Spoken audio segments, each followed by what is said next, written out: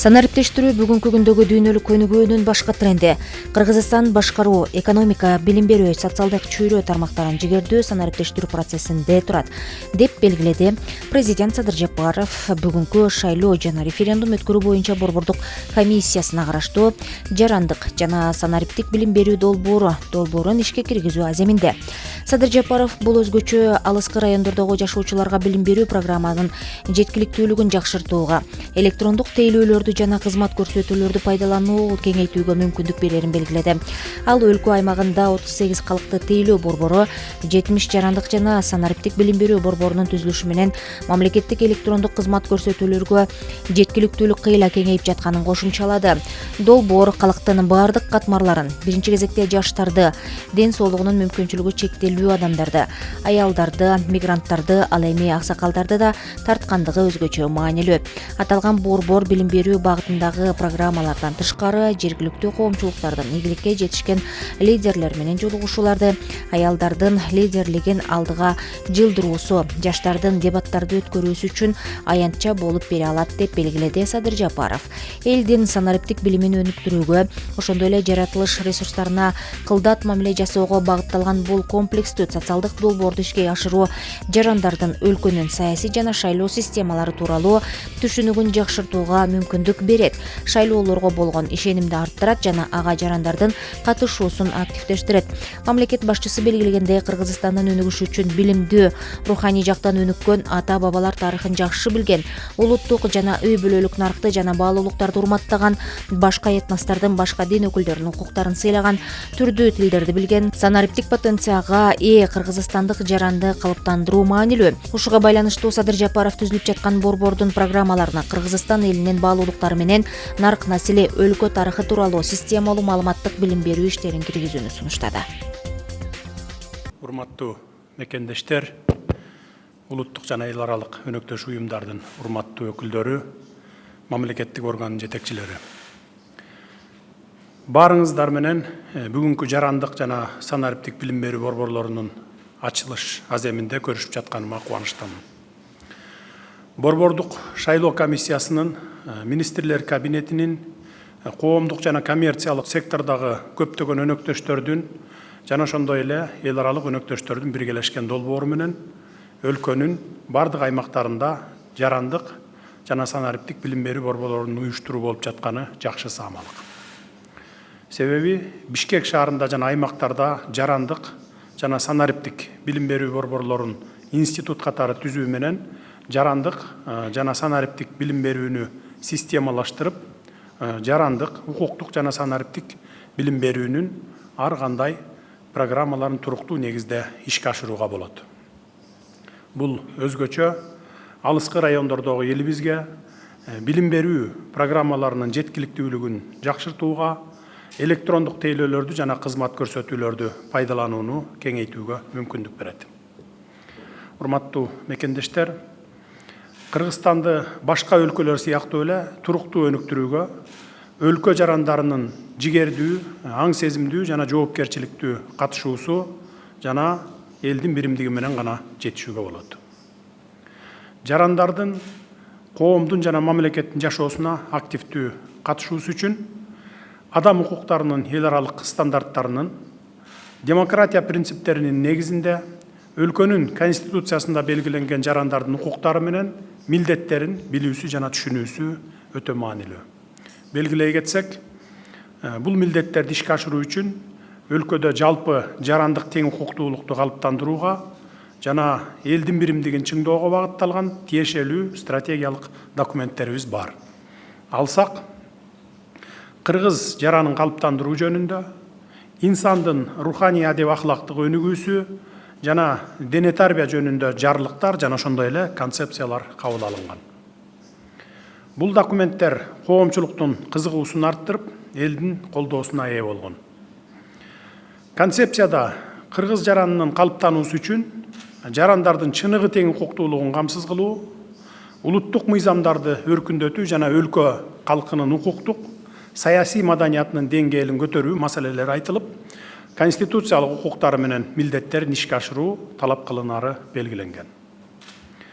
Бүгүнкү долбоордун демилгечилери коомдун укуктук жана саясий маданиятын жогорулатууда бардык кызыктар тараптардын күч аракетин, дараметин бириктирүү үчүн жагымдуу шарттарды түзүп отурат. Жарандык жана санариптик билим берүү борборлорунун ишин уюштурууга мамлекеттик органдар гана эмес, жарандык коом уюмдары жана бизнес чөйрө, өнүгүү боюнча эл аралык өнөктөштөрүбүз, өз ишинде ийгиликтер жараткан лидерлер катышып жаткан абдан кубанычтуу. Өлкөнүн алдыга жылышына көмөк көрсөтүү үчүн мындай ар кыл тармактардагы адамдардын биргелешкен иш аракети жарандык жоопкерчиликтин мыкты үлгүсү деп айтсам жаңылышпайм. Кымбаттуу кыргызстандыктар, жарандык билим берүүнүн жана укуктук маданиятты жогорулатуунун программаларында заманбап демократиялык принциптер да, адам укуктары менен эркиндиктеринин жалпы универсалдуу баалуулуктары да, элибиздин салт санаасы да, ата бабаларыбыз мурас калтырган руханий жана адеп баалуулуктар системасы да эске алынышы абдан маанилүү деп эсептейм. Элдин руханий өнүгүүсүндө мааниси терең Манас эпосу коомдун азыркы укуктук жана саясий маданиятынын булагы катары каралышы да талашсыз. Себеби бул улуу этностогу адеп ахлактык баалуулуктар коомдук мамилелерди жөнгө салуунун заманбап укуктук системасын толуктап, азыркы турмуштун күчтүү адеп ахлактык эрежеси да боло алат. Жакында 2022-2027 жылдарга карата улуттук наркты сактоо жана өнүктүрүү боюнча улуттук программаны бекиттик. Анда Кыргызстандын өнүгүшү үчүн билимдүү, руханий жактан өнүккөн, ата бабалар тарыхын жакшы билген, улуттук жана үй бүлөлүк наркты жана баалуулуктарды урматтаган, башка этностордун, башка дин өкүлдөрүнүн укуктарын сыйлаган, түрдүү тилдерди билген, санариптик компетенцияга ээ кыргызстандык жаранды калыптандыруу маанилүү деп аныкталган. Түзүлүп жаткан борборлордун программаларына Кыргызстан элинин баалуулуктары менен нарк насили, өлкө тарыхы тууралуу системалуу маалыматтык билим берүү иштерин киргизүүнү сунуштайм. Урматтуу мекендештер, санариптештирүү бүгүнкү күндөгү дүйнөлүк өнүгүүнүн башкы тренди. Кыргызстан башкаруу, экономика, билим берүү, социалдык чөйрө тармактарын жигердүү санариптештирүү процессинде турат. Түзүлүп жаткан борборлордо санариптик билим берүү программаларынын эки деңгээлде өткөрүү пландалууда. Биринчи, жарандардын электрондук сервистерди колдонуусун кеңейтүү, заманбап электрондук технологияларга болгон ишенимин жогорулатуу үчүн жарандардын жөнөкөй санариптик билим деңгээлин өстүрүү.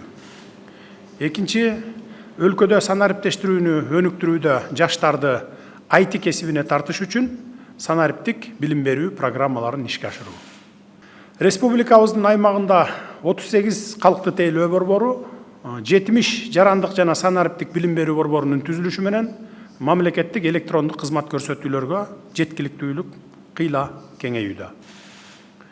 Электрондук санариптик кол тамганы да каттоого боло тургандыгын эске алганда, жарандар күнүмдүк жашоосундагы көптөгөн маселелерди оңой чечүү үчүн борборлордогу бардык мүмкүнчүлүктөрдү колдонушат деп ойлойм.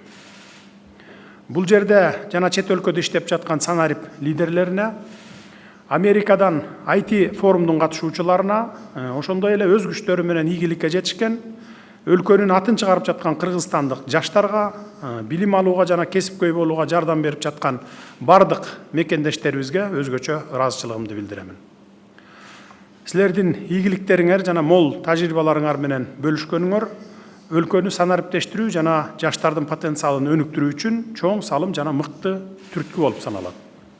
Кымбаттуу мекендештер, долбоор калктын бардык катмарларын, биринчи кезекте жаштарды, ден соолугунун мүмкүнчүлүгү чектелүү адамдарды, аялдарды, мигранттарды, ал эмес аксакалдарды да тарткандыгы өзгөчө маанилүү. Аталган борборлор билим берүү багытындагы программалардан тышкары жергиликтүү коомчулуктардын ийгиликке жетишкен лидерлери менен жолугушууларды, аялдардын лидерлигин алдыга жылдыруусу, жаштардын дебаттарды өткөрүүсү үчүн аянтча болуп бере алат. Жыл аягына чейин алыскы райондордо жана айылдарда дагы бир нече ондогон борборлорду ачууну колдойбуз.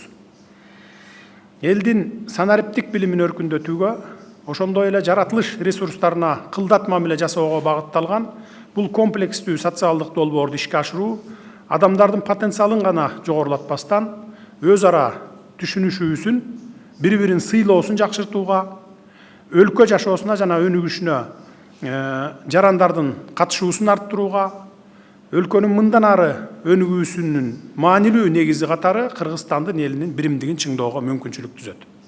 Биздин министрликтер, адистер, компьютер билбегендиктен эмес, ноутбук колдоно билбегендиктен эмес, эски система, кагаз менен иштеген система коррупцияга жол берүүнүн эң мындай ыңгайлуу шарты да.